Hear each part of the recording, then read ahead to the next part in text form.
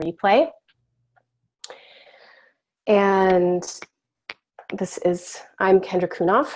I'm here with John Wineland, and we're talking about creating deep intimacy in any moment. So one of the pieces that John and I talked when we were looking at doing this was really, you don't create deep intimacy by talking and just listening and being. So we didn't want to sit on a webinar for an hour and talk at you and have you just sit there and listen. We wanted to actually practice in the way that we teach. So the first thing we're going to do is actually all drop in, and John's going to lead us through a little practice. All right, let's go. So obviously, if you're driving, don't close your eyes. But if you are not driving and you're sitting someplace safe, go ahead and close your eyes and plant your feet on the floor so you can feel your, almost like the soles of your feet spread a little bit. And just exert a tiny bit of pressure on the floor. So there's a real connection to the ground with your feet. And your eyes remain closed. And you're going to start to very smoothly breathe in. Your mouth is closed, so you're breathing in through your nose, into the base of your belly.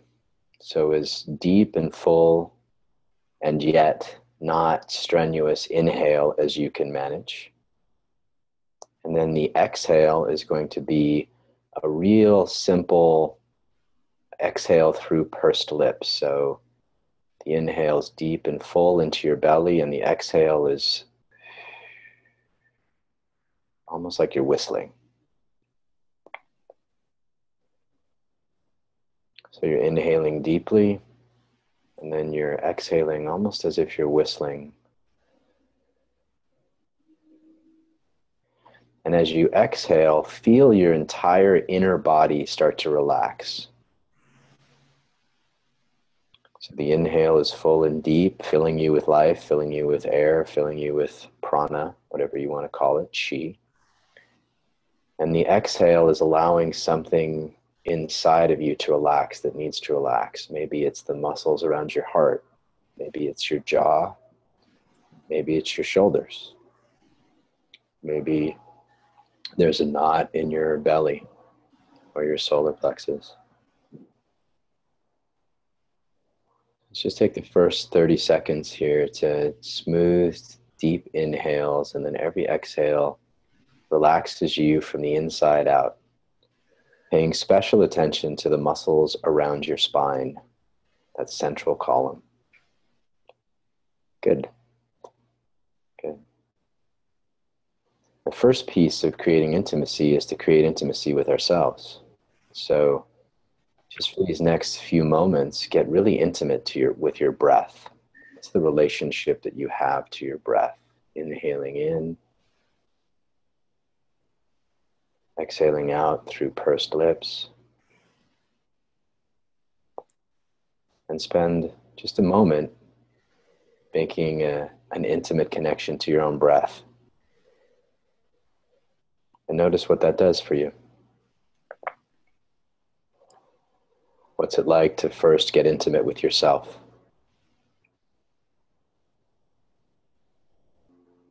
And then expand that awareness beyond your breath to the inside of your body, especially down that central column, the area just a couple inches in front of the spine.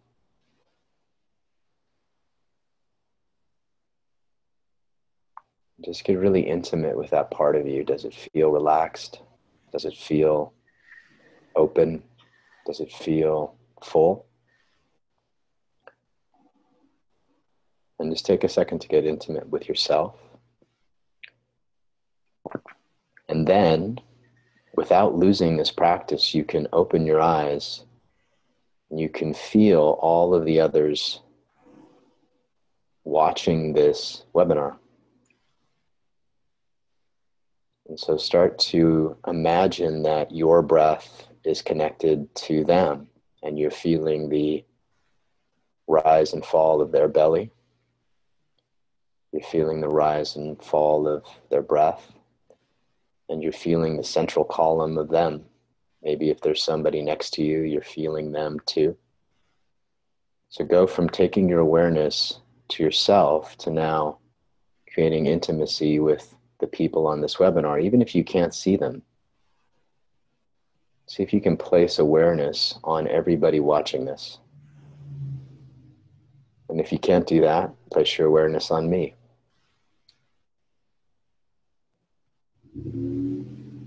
Just notice what happens as you continue to breathe in this smooth and relaxing way, and you place your awareness on another person or people.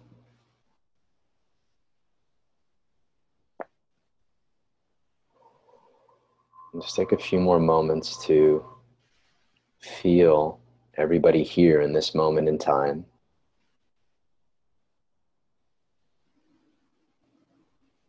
Imagining that you can feel their breath in and out. You can feel their bellies rising and falling.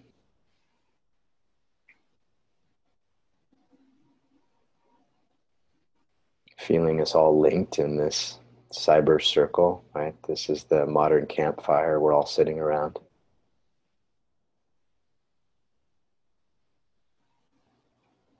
And in these last few moments, imagine you can feel their hearts.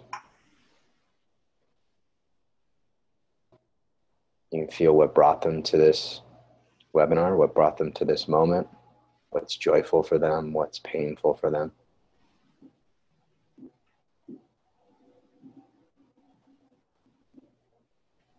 And then just with a small bow, just a little nod, acknowledge your own practice. Acknowledge the practice of the others on this call.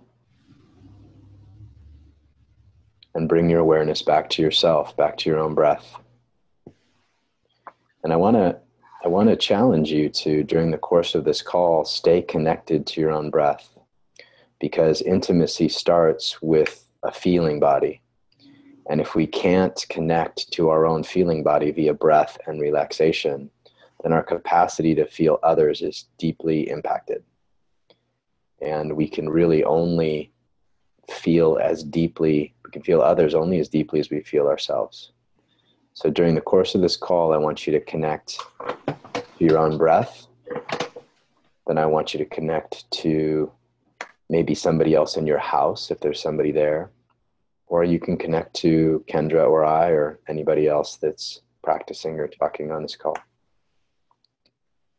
So if you notice yourself climbing up into your head, as we all do, multiple times a day, again, recommit to having a deep, intimate, juicy relationship with your own breath. And that is the start of deepening your intimacy in any moment, is connecting to your own breath.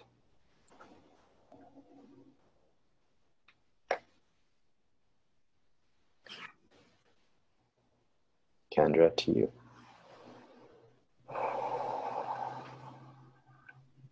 The piece that John said about we can only feel into another as deeply as we're willing to feel into ourselves is it's a one piece. It's like this beautiful piece. And the other part that often comes up around that is that we wait. We wait to open our body until either someone else does it for us or until we deem them worthy. They've done something such that we're willing to bring this kind of openness that we just created in our bodies. And the only person who gets punished when you do that is yourself, because you're the one who's missing out actually on that, the feeling of the openness inside your own body. So do you want to, could I repeat that? I don't know. What did I just say? The importance of doing this kind of practice for ourselves is in part so that we can connect and feel another. And it's also because we have that feeling as we do it. We so often wait. They either want the other person to create openness within us, do me, like open me, make me feel better. Right. Or we wait until we deem them worthy. They've given us enough attention. They've praised us in the way we want. They've done the things that warrant our openness. But it's a gift. It's a gift that you give yourself. It's a gift that you give another. It's a gift. It's just a gift. It's not really bound to anyone being worthy of it. Yeah. There's a context here I'd like to set, Kendra, if you don't mind, which is there's three parts to really beautiful relationship practice. The first part is your own personal practice, which is what Kendra's talking about, and it's what we just did. That capacity to feel your own body, to open your own body, that's the personal practice. And there's all kinds of modalities for doing that: yoga, qigong, tantric, breath. I mean, you name it, there's a ton of them. And we talk about a lot of these in the work we do. And the second piece is cultivating that sense of intimacy with somebody, which is that feeling of sameness. Like when you're feeling somebody and you can tell that they're a soul, they're human, they have a heart, they have fears. You're the same. You're both divine beings in some way, if you believe in that. But there's sameness. And then the third part of practice, let's call it a pillar, right? 3 pillars of really deep relationship are your personal practice, your intimacy practice, and then your sexual practice, which is the capacity to feel energy moving between 2 partners. And normally in really good sexual polarity practice, one person is relinquishing their feminine and animating their masculine, and the other person is animating their feminine and relinquishing their masculine. So you have this pole, this arc of energy. Doesn't matter if it's a man or a woman, can go back and forth. This is same-sex couples. It really doesn't matter. It just matters that one person in the moment's willing to relinquish their masculine and animate their feminine, and the other person is willing to relinquish their feminine and animate their masculine. And that's how you create the energy. So there's ways to cultivate each of those practices. You can cultivate a deeper personal practice. You can cultivate the capacity to feel oneness with your partner, and you can cultivate the capacity to feel sexual energy flow between you two. And you put all those together, and that's where you have magic. Beautiful. I call that whole package, that's what I call intimacy. So I would say personal practice, resonance, and polarity, or the sexual practice. And if any one of those is missing, your intimacy will suffer. Because an intimate relationship will ultimately be pulled down by the lowest common denominator in terms of personal practice. And if you don't cultivate that resonance practice, the sameness, there'll be a loss in the intimacy. And if you don't cultivate the polarity or the sexual practice, there'll be a loss also in the intimacy. Any one of those 3 pillars that John spoke about. So before we totally dive in, somebody, I can't remember your name, already modeled this beautifully by asking a question, but feel free to ask your questions all throughout. And if we have a chance, we'll get to as many as we can in the midst of John and I speaking and trying to illuminate some of this, and also actually diving into real-time practice. So give us your questions. And John, you want to take us into Blake and Nicolette? Yeah, well, actually, I'd like to address that question first, because I think that will set up the practice with Blake and Nicolette perfectly. What question? The question that the woman gave you. Oh, yes. So the question that came in was, how do you create intimacy when one or both partners are triggered in their deepest wound? And I want to say one thing before we. Laura says great, that. I'm glad you're on the call. I want to say 2 things. One is we're really honored because Blake and Nicolette joined us for their date night. So we wanted to give them something good for taking their date night to be with us.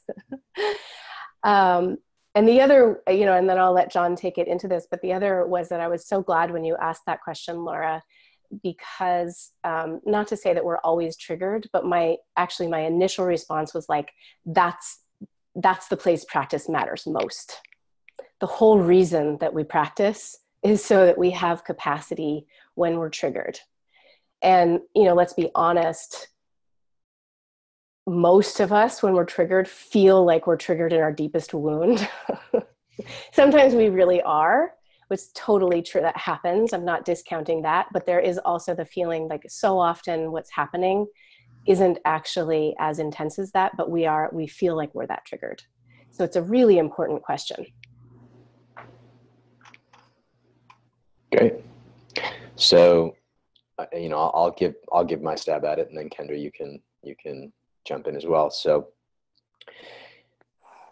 when somebody is triggered, they're in a place of an unmet childhood need. That need could be the need to be seen, the need to have affection. But you can pretty much guarantee that almost all the times that you're triggered in relationship, unless you're really being threatened or really being, chased by a bear is the perfect example. Like, fear when you're being chased by a bear is legit, or a shark, right? Or if someone's trying to mug you, right? That's a legit fear. Almost all the other fears that we run through our body are about either a childhood trauma or an unmet childhood need. It could be the need to be safe. It could be the need to be loved in a certain way, to have physical affection. So if we follow the thread of the present moment complaint, what it gives us is an unmet childhood need. So when one person is triggered, then there's a couple ways to go about this. If the person who's triggered has the awareness to feel past the complaint and down into the underlying desire. So let's say, for example, a classic example is something like one person always initiates sex, and the other person feels like, that person feels like, they're not wanted, or if they try to initiate sex and they're rejected, for example, their trigger will be rejection. But if they have the awareness and the capacity, like we just cultivated, to slow things down, to connect to their body, to connect to their heart, to connect to their breath, they will over time learn to feel what the desire is. And the desire can then be expressed in a way that doesn't cause us to repel our partners, but actually causes our partners to want to come closer to us, want to take care of us, want to ravish us, want to give us their, love. And that capacity is, again, something that your nervous system can learn and you can be trained to do. So if you are the partner who's triggered and you cultivate enough body awareness and nervous system strength to be able to actually feel, you could call this emotional intelligence, but I think it's actually deeper than that. There's an awareness of your deepest heart and what's true in your deepest heart. And so let's take the example of somebody being rejected and trying to initiate sex. In the unmet childhood wound part, they will blame, attack, you never, or close completely. They'll, turn away and close down. They'll attack and say, you never want to have sex with me, or you don't want to. You don't want me anymore. You don't love me anymore. That's kind of a classic, talking from the childhood wound space. Or maybe they'll want to talk about it and be, this is how I feel. How do you feel? And there'll be kind of a discussion of what's happening, which is great. That's also a beautiful place to be too. But even deeper than that is a revealing of the deepest desire in your heart. So if that person who felt rejected, turns and faces their partner and just shows through their eyes, through their breath, through their body, the deep yearning to be held, to be ravished, to be gifted sexually or taken sexually, or whatever the moment might be called for, that actually evokes a deeper response out of the partner. And look, I'm making it sound easy. Like this is just, hey, just feel your deepest heart and, and show it. But it's actually one of the more difficult spiritual practices that anybody will ever do. And but it's those moments that create real deep connection. So there's one way. The other way to do this, if you're the partner who is not triggered and your partner is triggered, your capacity, again, to rise above the trigger and give love. So when any of us is triggered, it's usually in a fight, there's usually especially a feminine partner. For example, if a feminine partner is triggered, a masculine partner can add love to that trigger. And it will almost always, you can kiss her neck, or you can, I'm using her and him just because it's easier in this framework, but it's not, it could be a man or a woman in this moment. So you could kiss her neck, or you could, lift her off the ground, or, you can, when they're triggered, you can add lots of love and literally overpower their trigger with love. Few of us actually try to do that. And the results are quite surprising when we do. So there's that capacity too. The same thing can happen in the opposite. If a masculine partner is triggered, there's a certain energy that his feminine partner can give him. The classic example that I've learned, with my teacher is, if a man is angry, the feminine partner can give him energy, like brush energy down the front of his body and open his body to literally give him, to pull that, as the anger rises, pull it back down into his body. She can moan in his ear and do that. She could overpower him with her gifts, right? With her sexual energy, with her devotional energy, with her love. Now, there are little different modalities, if you're a feminine partner and masculine partner, but the basic thread is overpower them with love. And 9 times out of 10, that will really open a moment. And most people don't actually practice that. So that's how I would address that question. Those are 2 very strategic ways that you can rise above your partner's trigger or rise above your own trigger to create deeper intimacy, deeper connection in the moment.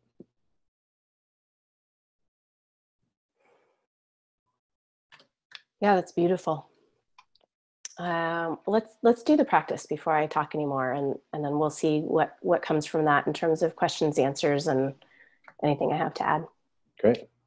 Okay.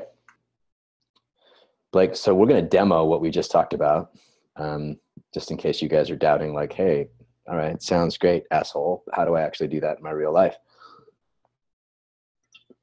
So we're going to demo. So Blake and Nicolette have offered to practice for us. So what I'm going to do is I'm going to have you guys turn and face each other. And I think everybody can see this. We're in speaker mode, so we can only see ourselves, but I'm assuming everybody else can see. So if you can give me a yes on the chat, just to make sure that you can see. So first thing they're going to do, Blake, I'm going to be talking here, and you're just going to stay locked into Nicolette's left eye. So it's always nice to look in someone's left eye because that's the receptive eye. So you're going to, just like we talked about, the first moment you're going to connect to your own breath, both of you, feeling your own breath. And on the exhale, allowing that center part of your body to relax. So just looking into each other's eyes, looking into each other's, feeling each other's breath, and starting to feel each other's bodies.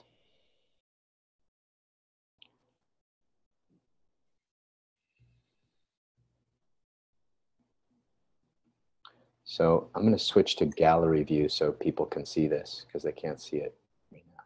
Okay, good. So you should be able to see this now in gallery view. So breathing into that part of your body, and then starting to feel, just like we did earlier, starting to feel each other.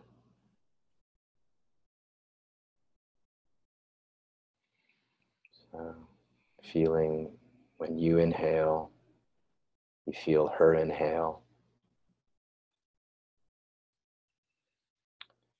So,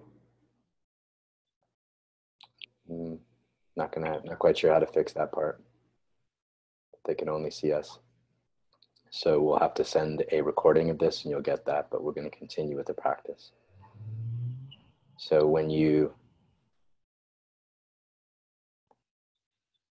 good. So they've now started to sync their breath, and they've begun to match their breath and create what Kendra called resonance. And Blake is looking into Nicolette's left eye. He's feeling into her heart. He's connecting with her deeply and feeling what's happening inside her body, where she might be tense, where she might feel good, pleasure in her body, where it feels good to be looked at this way or felt this way. Okay. And just feel, Blake, for a moment, feel the part of her that really wants you to see her. Feel the part of her that really wants you to see her and know her. Know her deepest heart, know her deepest joy, know her deepest sadness. Good.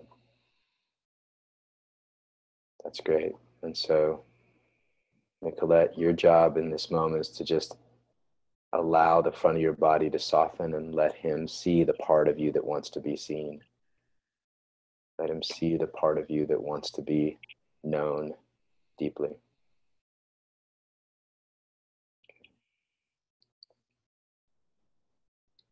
Just another moment here. And I want you guys to continue this practice, Nicolette. You just keep revealing that part of you deeper and deeper, that the deepest part of your heart that wants to be known. And Blake, you just keep watching it. You can say through your eyes how beautiful it is. You can watch with awe and wonder as she shows you this.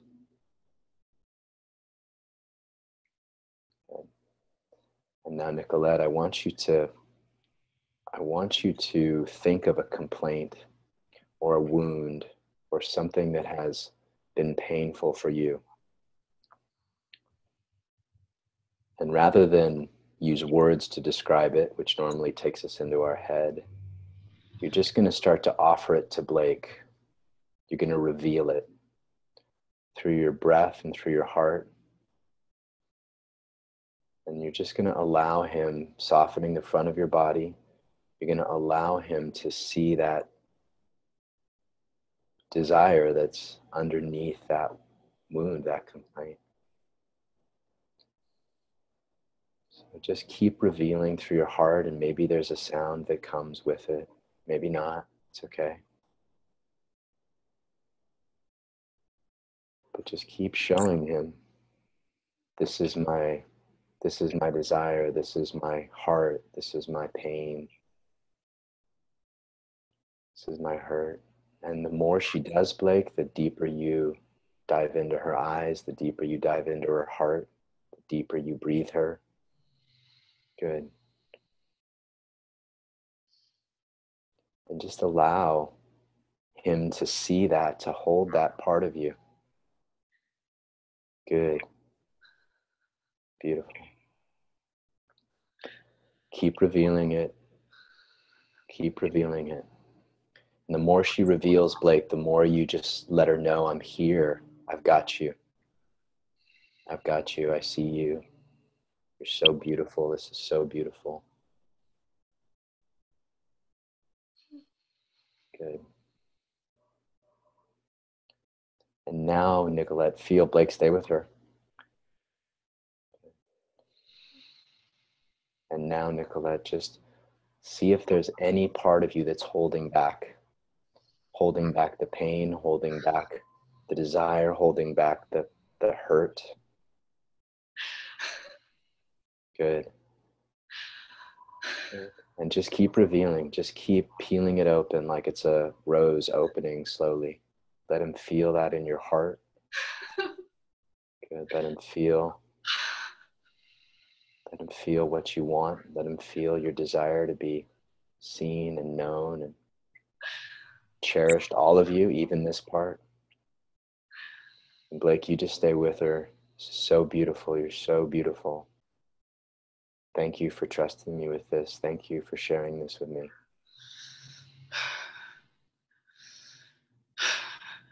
Good.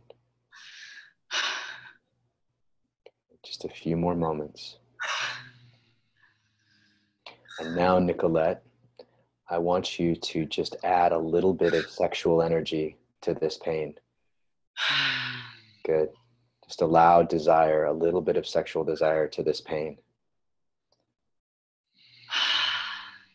Good. Staying with her, Blake. Good. Breathing it in. So it's like you're giving him this pain as part of your sex, as part of your heart, as part of your body. Good. And the more she does, Blake, the more you just drink it in. Good. You just drink it in.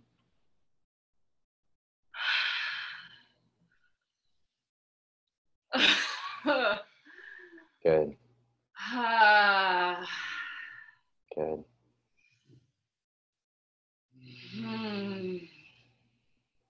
Just take another moment here. We're not going to go any farther, although we know where this could go. Right? You have to come to the workshop if you want to see the advanced version of this, but just go stay here for a moment in this really sweet,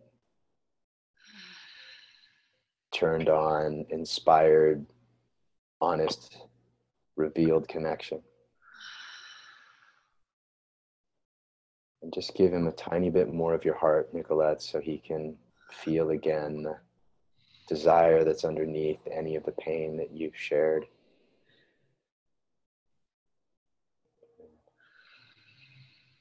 And then come back to your own breath now.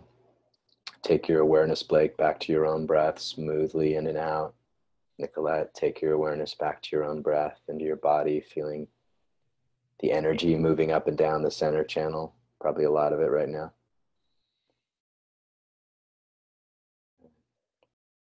And just for these last few moments, just enjoy each other. Like how beautiful you are.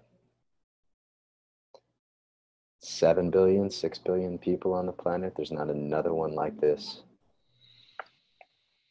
Just enjoy that absolute uniqueness. There's nobody else like this on the planet. Okay. And then give each other a bow. Thank each other for, thank you for seeing me. Thank you for trusting me with your heart. Good. Beautiful. So I think what would be good now, so that the people can see and hear a little bit, is to have Blake and Kendra, or Blake and Nicolette, share a little bit about how that felt. And can you do that? I know you might be a little mindless, but since we're yeah, right. So just so that, because I thought that they would be able to see you, but because I was speaking, they couldn't. So I'm going to let you, Blake, first just talk about what that experience was like for you, and take a minute to do that, and then we'll let Nicolette. Would you first share, and you can weave into wherever it goes, but start by saying what I loved about that. Great. And just speak up a little bit so that it goes into that, yeah. You hear me well? Pretty well. You probably need to speak up like it feels a little awkward between you and Nicolette, but everyone else it'll sound really normal. What I loved about that was feeling the space and room for her to give me whatever she had, not knowing ahead of time what that would be, but just feeling the space in my chest, the space in my lungs, the space in my heart to hold it. And indeed, while I have some idea what's in her mind right now, because I don't live inside her body, I don't have a contextual experience for what's inside of her heart, her feeling, until we do something like this. And then I can experience it a little more firsthand. And that is powerful, breathtaking. So can I ask you, Blake, you could actually feel at some moments, you could feel as if you could feel the inside of her body, you could feel the inside of her heart, her breath, that central part. Did you have that experience? I did. That's a way to describe it, is as though I'm inside of her breath. I also felt like I could feel the texture of her emotional state, as I could touch it and know that it was either undulating or rippling really fast or quivering, or any other texture. Awesome. Nicolette.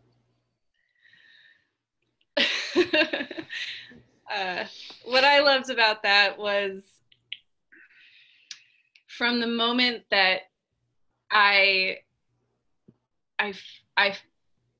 didn't even notice that he had matched my breath until you said it. And then, so from that moment when we were breathing together, I felt, what I did feel in that moment was really safe and really held. And I actually didn't know the full texture of my emotional experience until I began to feel it in my body. And when you said open another layer, I was like, is there even there's another layer. Like, it was like, I loved how it just came pouring out, and I felt free. I felt free to do that. And then the desire, like I was in the depth of some deep pain. And when you said now connect to the desire, it was right there. Like just like the pain was right there, the desire was right there. And that was so exciting and unexpected. And like right now, I feel liberated.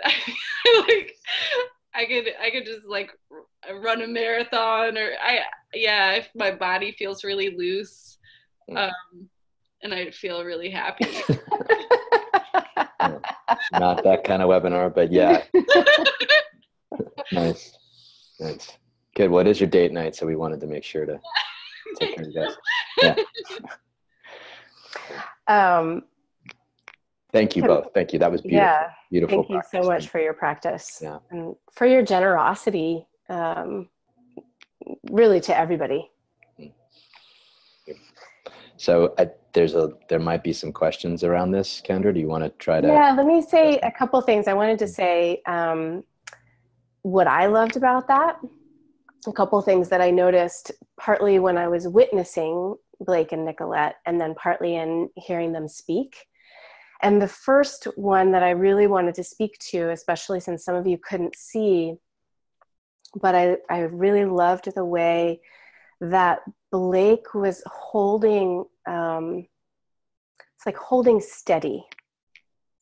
And so at some point, I can't remember your exact words, John, but it was about feeling into Nicolette, but he didn't do this. Like it wasn't feel into him. It wasn't fall into Nicolette or feel right along with her everything that she's feeling. It was, that place of actually holding her feeling. And I could see it physically in Blake and could feel it in his awareness, that there was this holding that allowed Nicolette to go to that place or to be able to stay there. And then I loved, Nicolette, that you brought in this piece when you shared of that you weren't even quite sure what the texture was, maybe even right at the beginning or as it went on. And I thought that was so important for people to know when you're going to reveal. So often we think like, well, I should go figure it out first. And then I'll bring it fully formed, like I'll bring it when it's all ready and I know exactly how to talk about it and I can explain how it traces to my childhood wound, and that you could simply begin to bring it as a gift in the way that you did, Nicolette, without even necessarily knowing what all of it was. And clearly it worked, you know, whatever that means, but it wasn't somehow detracted from that she didn't know what that was before she brought it to Blake. Mm. And then I want to underscore what you said at the end, Nicolette, about when John asked you to bring in a little bit of desire or sexual energy, and it was right there. And it occurs to me, maybe it's all of our feelings. You know, I don't know, but certainly most of our feelings are pain and desire. They basically live in the same place. And we don't really get to say like, well, I want more passion, but I don't really want to feel my pain. Like, okay, like got that, God, I'm ready for the passion, but like, we don't really need to go there. Mm. That they live in the same place. And when you unlock one, you will unlock the other. Yeah. And, you know, the beautiful thing about watching that practice is feeling safe, having her feel safe and held. So Blake was in the masculine role in this, and they could have reversed it. Like it could have totally gone the opposite way, where Nicolette could have been in the masculine holding structure, feeling into Blake, and Blake could have revealed a deep hurt or revealed something. So this can go back and forth for sure. It's definitely not gendered. No, it's not gender specific at all. But Blake was in the masculine role in this. And so he was providing the structure for Nicolette's heart, right? He was providing the space with his breath, with his eye gazing, with his posture, with his solidness. And that allowed Nicolette to reveal more and more of her heart, so that I could tell when there was that Blake was able to, if Blake wouldn't have been as connected and stayed as connected to her as he did, I wouldn't have suggested that she find a deeper layer, but it was there. And so it's just really important to know that in those moments, part of this idea of creating intimacy in any moment is to know that, and I think we taught a workshop with this theme, like the masculine structure is one part of the intimate moment, and the feminine energy or the feminine heart or the feminine light is the other part of that moment. And when both of those things are revealed to the utmost, you can have the kind of, intimacy that we just witnessed. And, it can happen really much more often than it does. It's just so much more available than we think. So there are a couple of questions. There's comments, and they also came in. So let me just check here. I think they're on the chat. There's a lot on the chat. There's also 2 questions on the Q&A. So one is, how often should this be practiced? There's a couple of someone was asking about the significance of the left eye. You want to speak to that, John? It's the receptive eye. That's it. And it just keeps us from shifting our eyes back and forth. But if you feel better looking into a right eye, or your partner feels better getting their right eye looked into, it's no hard and fast rule. The question about how often this should be practiced it's a little bit of a tricky one. I don't know your relationship, so you might need to be more specific than that. And there's lots of different ways. I would say one should practice very often when one is in relationship. What Daily. That practice is that's a moving target, because both people are always changing and evolving, and what each person actually needs, both in their personal practice and in the relational practice, like that's going to change. So yeah, without knowing more, I can't really answer the question, how often should this be practiced? Oh, yeah. There's a question here about a mother and teenage boys and kid. This gets a little complicated, but kids are very different in resistance to this stuff. So does it not translate? I work with I coach a lot of women, And I end up working with a lot of women on their relationship to their children, because there is a polarity, although it's not sexual polarity, there's a polarity. And when you're dealing, it's basically, the question is about how do you soothe somebody who's angry and doesn't want to be soothed. And she's talking about a teenage boy. And anybody who is in emotional upset is in there, who's connected, identified with their feeling, like the depth of their feeling and the depth of their upset is in their feminine. So it actually requires to be with somebody, whether, there's nothing more fully expressive, this, Kendra, than, young children. And it actually requires to cultivate a healthy masculine to hold space for and work with the feminine energy of children. So I know most people don't talk about that, but it's a little more advanced practice. But the quick answer, Kristen, is to cultivate the part of you that can be still and stay still and loving. So the part of you that can bring conscious love, that's your highest masculine, conscious love. Cultivating that part of you and bringing that to the situation. It might look like lavishing them with love. It might look like blessing them. It might look like grounding them. It might look like any number of things, but it's going to come from the place of conscious love. And I'm not a child psychologist, so I'm running this through a very specific lens of intimacy practice, but I see this work a lot in relationships between parents and children. I do want to say something about it. I want to say two things, and it can be hard, first of all, as the mother, sometimes to choose, like, to realize, like, oh, fuck, like, I got to play the masculine here. So I just want to speak to that. And what that really takes is it takes the willingness to get the other parts of you fed in other places. So I notice, for instance, my children are younger than that, but when I get grouchy about how entitled they are, I realize, like, oh, I'm needing someone, like, I'm wanting them to tell me that they appreciate me, and that's not their role.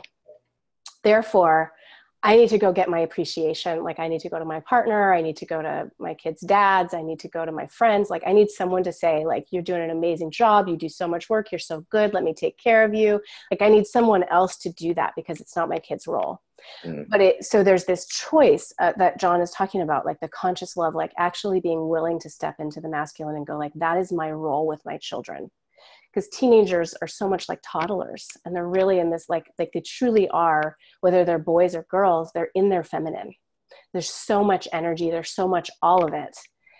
And the other piece, and I actually just worked with another mom around this, and it's with her stepdaughter. And it's specifically what you're speaking to, Kristen, here, which is, if they're not into this work, what do I do? So she invited her stepdaughter into, like, an authentic conversation.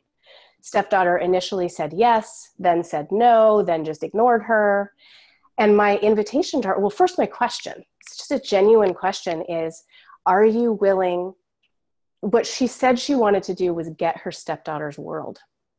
And I said, are you willing to do that, even if she doesn't want to reciprocate in any way?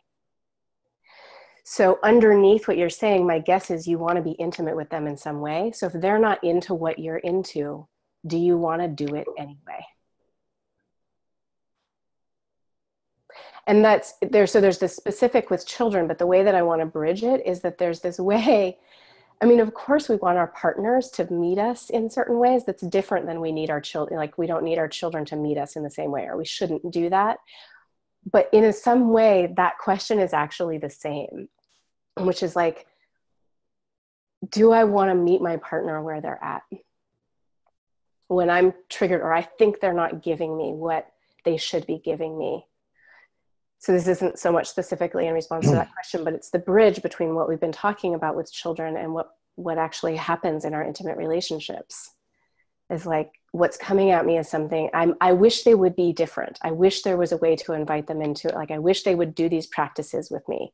I mean, how many women out there are saying, where's my conscious man? You know, so how do you actually bring these pieces in the way that incorporates the person who's actually in front of you? There's another piece I think that's really important here around, you know, we're talking about practice, right? We talked about personal practice. Well, a big piece of personal practice, at least the way that I have learned, and I like to teach it, is that we all have masculine and feminine parts. And oftentimes in, you know, polarity practice, we'll just work on, I want to enhance my feminine. I want to enhance my masculine. Well, actually, we really grow the most by enhancing all of us, meaning I have to do work on my feminine and the parts of my feminine that are not expressed. I have to do parts of work, you know, I have to work on my own masculine and my capacity to express my masculine or rest as consciousness or all of the masculine practices. And so in advanced practice and the deeper we go into this, it's really about cultivating our wholeness, our full masculine, our full feminine. And then in any moment, for example, I mean, the example that I use is, you know, after I'm done, you know, teaching a workshop, I'm completely mindless.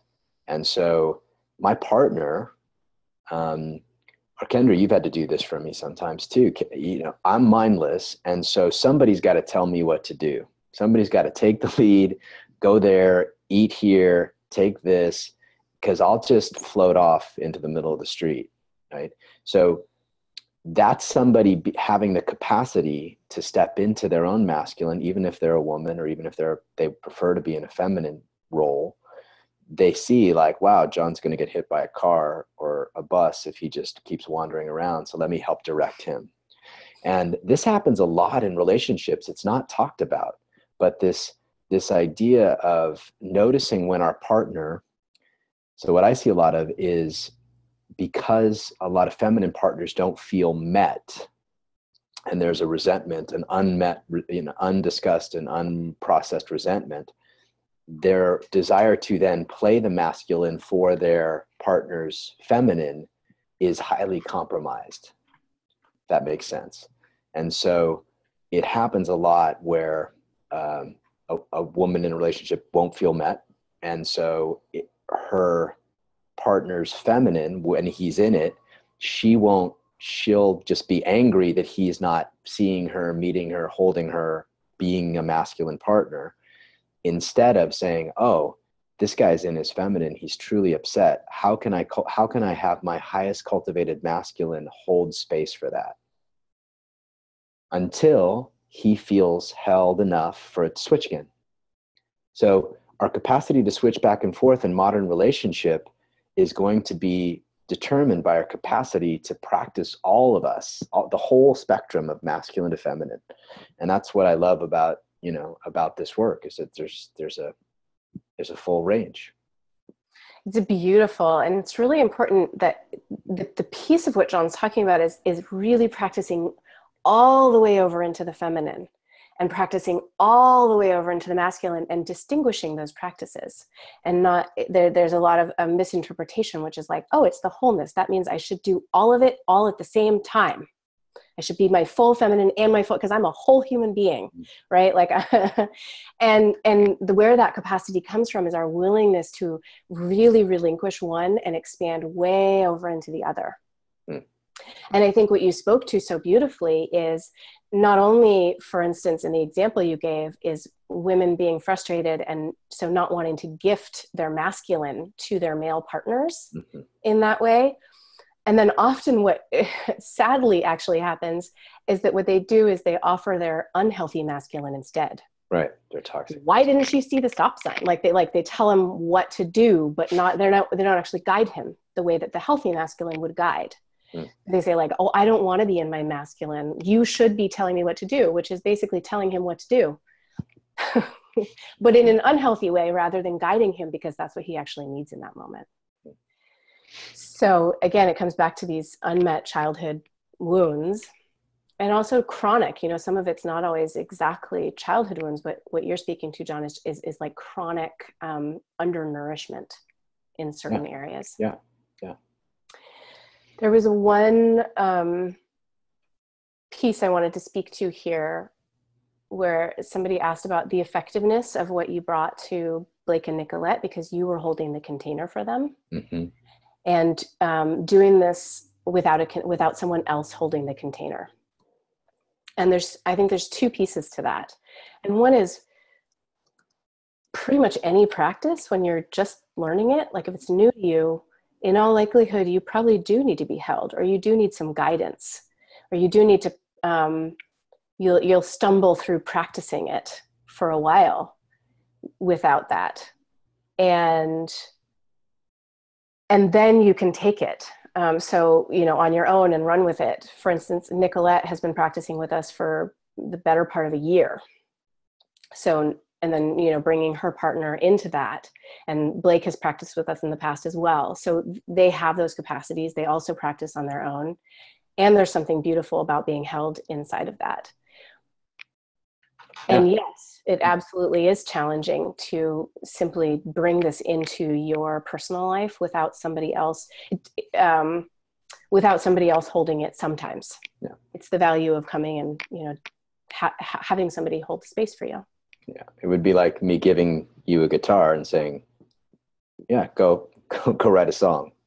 Like it's you have to learn the basic, chords and art forms and ways of playing guitar, maybe with a teacher, maybe self-taught, but you just have to learn first, and then you can start to make art. So yeah, this is why we have jobs, right? Because we're teaching people how to do this and then take home a little bits at a time, practice a little bit at a time. And I think this is why, the reason we did this webinar was just to, let people sort of get a sense of the work and invite them to experience more if they wanted to do the salon or a workshop. And the salon is a 6-month guided journey into this work. And it takes quite a while to undo the habits that have been brewing for 20, 30, 40 years, and to allow us to start to bring different parts of ourselves, wider parts of ourselves, deeper parts of ourselves, and train our nervous system. So that's why when you and I came up with this, Kendra, we were like, it's got to be 6 months minimum that people are working on this. So that's what that's what Kendra and I are offering again. The last one was fantastic. Nicolette was part of it. Stephanie was part of it. And so we wanted to offer this again in another level. And part of what we did tonight is a good snippet. It's 1 hour, but it's a snippet of the kind of work that we do over a 6 month period. Yeah, the beauty of it, I love what you said, John, which is it has to be 6 months minimum. And that's a beautiful container. People actually went incredibly deep in 6 months. And truly, it is the first module of a 2-year training program, because what we're also doing inside of that is doing the deep personal work in service also of people being able to bring this work out into their own, if you already have a coaching or a facilitation practice, or that's your path. So the first step always is personal practice, and then the training inside of that. Absolutely. So anything else you want to say before we wrap up? Anything else you want to say about what we covered tonight or about the salon? I got a little caught off guard, frankly, by the time I was just getting going. So and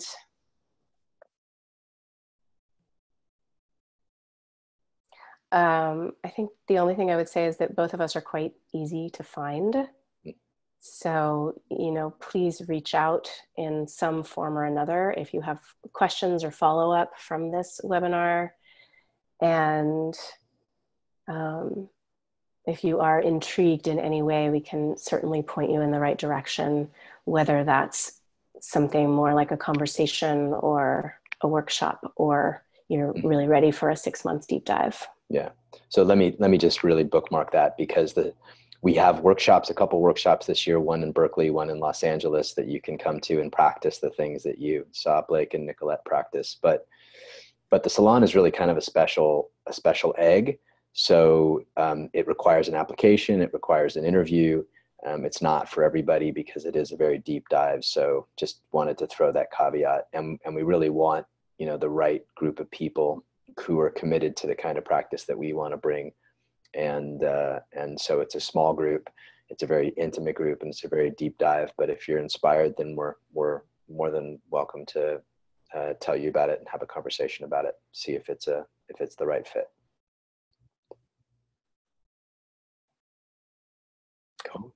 Great. So the one thing I want everybody to take home tonight is this practice, this personal practice of connecting and creating a real intimate moment-to-moment relationship with their breath and the center of their body. If we just spent 10 more minutes a day doing that, 15 minutes a day doing that, and just, a few times a day, spend a minute or two reconnecting to our breath in a very intimate, deep way, and relaxing the center of our body, our whole lives would change. So if that's all you get out of this webinar, if that's all you get out of this last hour is that practice, then please take it, enjoy it, run that thing into the ground, because that's one of those things you can never do too much of. Right? Yeah, breathing. We can never do too much breathing. But relaxing. Yeah, I really agree with John that it will change your life. I would put it out there actually as a challenge to anyone listening to this, is to actually take on even 5 minutes. Like if for some reason you think you're so busy you can't take 10, but you said every single day I will take 5 minutes and actually connect to my breath in an intimate, gentle, and curious way. Like truly discover what your breath is. It will actually change your life. Yeah. And the sex will be pretty amazing once you develop that. It has, if you need incentive, it has an immediate impact on your capacity to have sex. All right. Thank you, everybody. And thank you, Stephanie. Thank you, Blake. Thank you, Nicolette. Kendra, it's always a pleasure to talk about this stuff with you. And thank you, everybody who listened. We will have a recording available for all those who weren't here. And it will go up on all the usual channels. Yeah. Ciao. All right. See you later.